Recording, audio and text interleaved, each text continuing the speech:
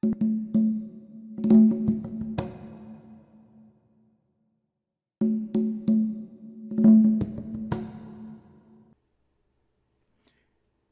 première lettre. 22 jours après, la première lettre arriva. Elle avait été remise par la mine.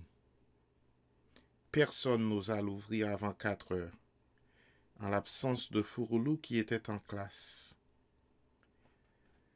Il prit le message des mains de Baya et embrassa l'enveloppe.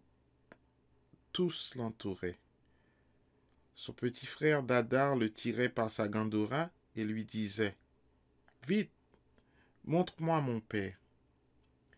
Il hésitait.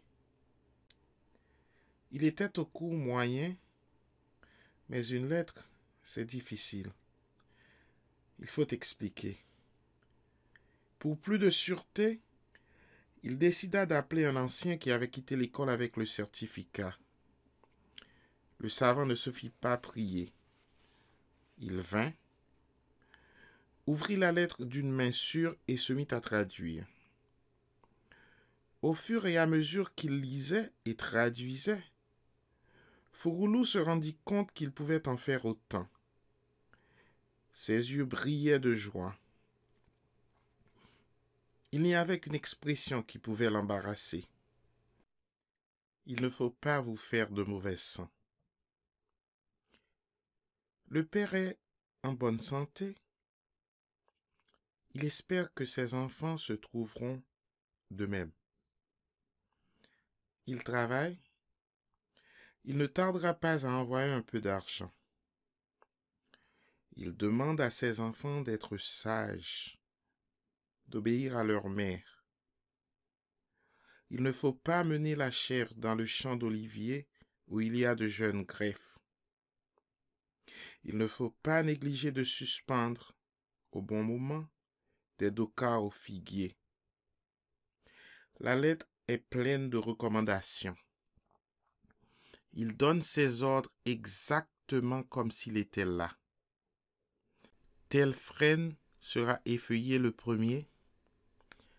Tel figuier sera arrosé dès les premières chaleurs. Le fourrage de tel endroit sera réservé à la chèvre. L'autre sera vendu.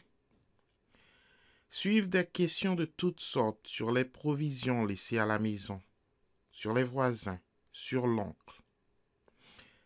Il termine par le grand bonjour à toute la famille, chacun avec son nom, et le bonjour de l'écrivain, celui qui a écrit la lettre sous la dictée de Ramdan. Tout le monde est content. La famille entière, rassemblée autour des 2 écoliers, voit le père à travers la feuille de papier. On répond sur le champ. On a tout ce qu'il faut pour cela. Le diplômé s'accroupit sous l'œil vigilant de Fouroulou. Il pose une feuille vierge sur un vieux livre de lecture et plonge la plume dans l'encrier tenu par Fouroulou. Celui-ci n'osait pas faire la première lettre. Il savait qu'il existe certaines formules d'usage et il ne connaissait pas ces formules.